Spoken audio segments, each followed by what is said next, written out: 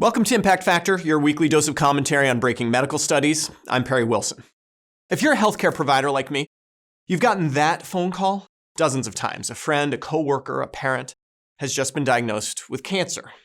Personally, when I get that call, I go into full data gathering mode. Where is it? How big is it? Is it invasive? Is surgery an option? What did the oncologist say? We see this forest of branching paths, various treatments, side effects, outcomes. Some of those paths end in remission, some in full recovery. And of course, there's some darker paths as well. But rarely, if ever, do we consider that some of these paths will end in suicide. Nevertheless, we now have the largest study ever published on the subject, appearing in the journal Cancer.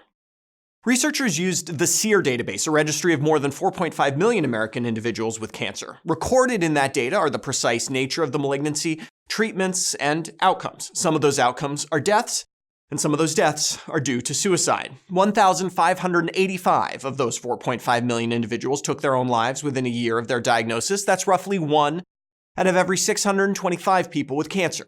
This may not seem high, but that's about 2.5 times higher than the suicide rate in the general population. The data is granular enough to reveal some important patterns. First, the risk of suicide was higher in the first 6 months after the diagnosis compared to later on.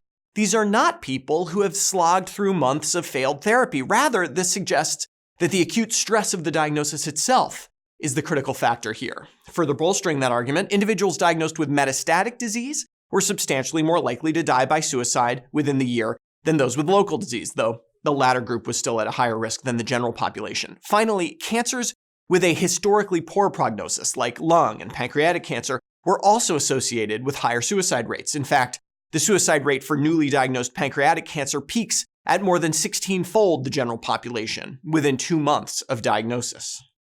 What do we do with this information? I think the real take-home here is that when a person has a new cancer diagnosis, we need to resist that tendency we have as providers to jump straight to the plan, to try to find a way to fix the problem. And even before we start talking about all the new therapies and options and the promise of the future, we need to stop and ask simply, are you okay? And then really listen to the answer. If you or someone you know is thinking about suicide, call the Suicide Prevention Lifeline at 1-800-273-TALK. For Medscape, I'm Perry Wilson.